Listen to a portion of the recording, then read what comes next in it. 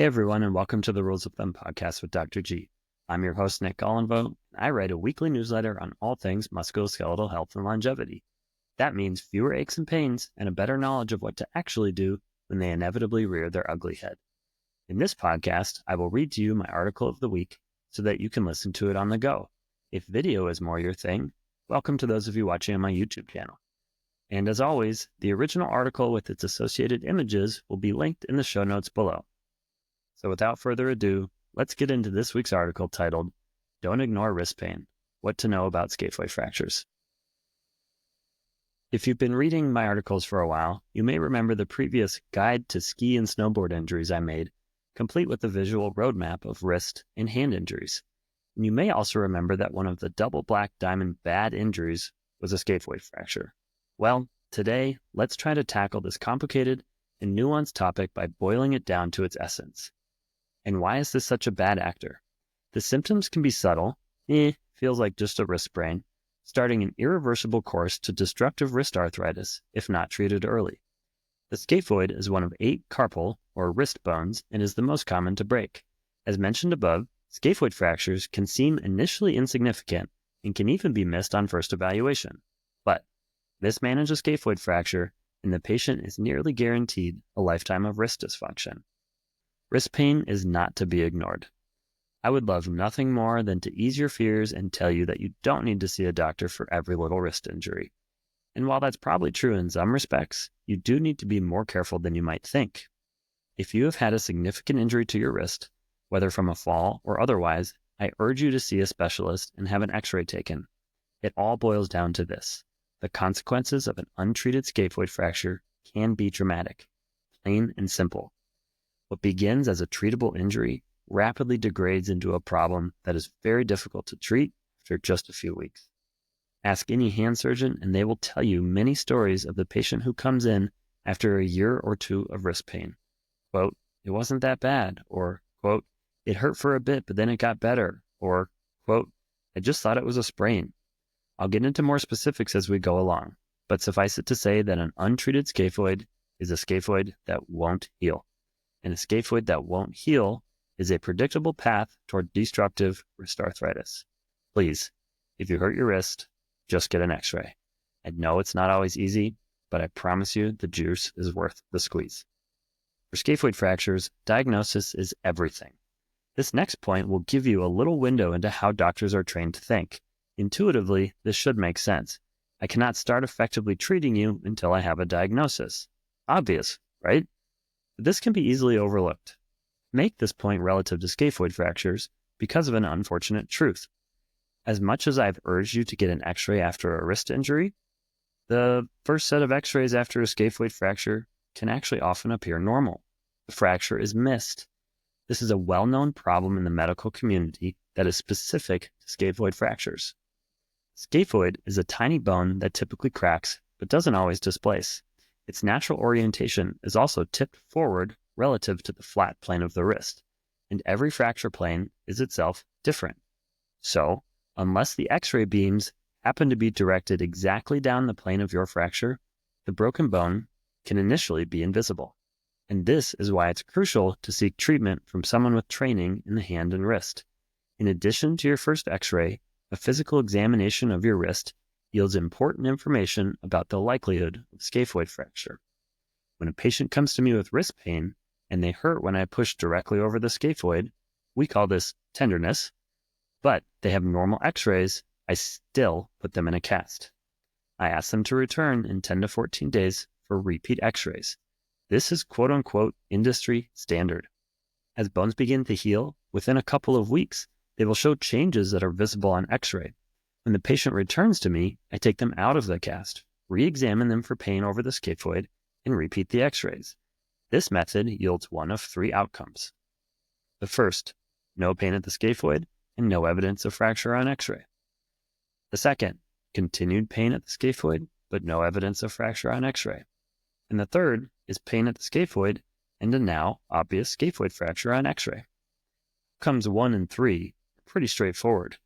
If number 1, the patient can slowly resume activities as their wrist feels better and better, we are 99.9% sure that they don't have a scaphoid fracture. If anything doesn't seem right in the subsequent weeks, I urge them to return for a repeat evaluation. And if number 3, we have a diagnosis, time to treat. We will discuss more below. Number 2 is the gray zone. We still don't have a diagnosis. We need an MRI. An MRI will tell us without a doubt whether there is a tiny little fracture line in the scaphoid or not. You may be asking, why not just get the MRI from the start? The somewhat unpalatable answer is cost. MRIs are very expensive, both to you and to the healthcare system. Most patients would rather avoid this bill if given the option. Some insurances won't even pay for the MRI after the first visit. While nobody really likes to talk about costs, this is an unfortunate reality of our healthcare system that cannot be ignored. Okay, so we finally have a diagnosis. Let's talk about treatment. Not so fast. The entire treatment discussion hinges on one question. Not entirely true, but I'm giving you the concise version today. Is the scaphoid fracture displaced or not displaced? Non-displaced means it truly has just cracked in place. The bone ends are still touching. This type of fracture behaves very differently than one with displacement. A displaced fracture, we're talking even 1 millimeter of displacement changes everything, and this distinction can be difficult to make. 1 millimeter is small. If the answer isn't obvious on the X-ray, a CT scan may be needed to determine the displacement. Again, this may seem like overkill, but the entire treatment algorithm changes based on this characteristic. Many hand surgeons argue that even being able to see a scaphoid fracture on an initial X-ray means that the fracture is at least 1 millimeter displaced. The argument here is that truly non-displaced fractures are rarely visible on that initial X-ray. So why does all this matter so much? It all comes down to blood supply. Most bones in our body have ample, and often multiple, blood supplies. But in the case of the scaphoid, the majority of the blood supply comes from one artery. And a fracture of the scaphoid risks disrupting this near microscopic artery. Can you see where this is going? A non-displaced fracture carries a very low risk of disrupting the artery. But a displaced fracture is a whole different beast. These come with a much higher risk of cutting off the blood supply to the scaphoid. Again, this heavily informs our treatment. Bones need blood to heal. And if your scaphoid fracture can't get blood, it won't heal. We need to help it. This is why we must get a diagnosis when you have a wrist injury, and we must start treating it early enough to help the scaphoid heal. Scaphoid fractures are treated with a lot of casting or surgery. As indicated above, our treatment discussion hinges primarily on one variable, displacement. And again, in reality, there's more nuance that we consider, but this covers the basics. If the fracture is non-displaced, you have 2 options. One is the cast, and the second is surgery. Non-displaced fractures heal 90% of the time, regardless of which option you choose. Read this point again carefully. With the evidence we have, the chances of healing remain the same with casting versus surgery. The only advantages that surgery provides are faster healing and less time in a cast. To translate, the chances of healing are no better with surgery. But if your fracture is one that was going to heal anyways, which is 90% of non-displaced fractures, our current evidence suggests that surgery will help it heal faster. And surgery will offer you less time in a cast, not no time in a cast. You do still need a cast after surgery. Because the blood supply to this bone is poor, it can take a long time to heal. In a cast, these can take anywhere from 3 to 5 months to heal. That means 3 to 5 months in a cast. Obviously, that's no joke. That is a long time to be in a cast, and this can have significant consequences in terms of wrist stiffness and weakness that will take many months to overcome following the completion of casting. Alternatively, you may elect for surgery. In a non-displaced scaphoid fracture surgery, I will place a type of screw called a headless compression screw straight down the middle of the scaphoid. The screw will be housed entirely inside the bone. This provides compression and stability across the fracture while it heals. In most cases, this can be done through an incision as small as 1 centimeter. Some surgeons will allow patients to start moving and using a brace as early as 2 weeks after this surgery. In my practice, I still use a cast for 6 weeks. The consequences of not healing the scaphoid fracture are just too great to risk, in my opinion. An extra 4 weeks of casting seems worth it to me. Now, as you may have noticed from previous articles, I make a concerted effort to lay out all potential treatment options for my patients so you can choose which treatment best suits you and your goals. Unfortunately, in the case of a displaced scaphoid fracture, you really only have one option. and that's surgery. The healing potential of a displaced scaphoid fracture falls under 50%, even with as little displacement as 1 millimeter. This really constrains our options to make you better and avoid serious long-term complications. If we get to treating your scaphoid fracture early, meaning within a couple weeks, I can often manipulate the wrist so as to put the scaphoid fracture back in line and place the same screw as described above for non-displaced fractures. If more time has passed, or if the scaphoid is significantly displaced, I sometimes need to make a larger incision to get the pieces back in alignment before placing the headless compression screw. The success of this surgery depends largely on restoring the appropriate architecture to the scaphoid so that it can begin the healing process. It's a big deal if the scaphoid doesn't heal. I've alluded to it a few times thus far, so what happens if your fracture doesn't heal?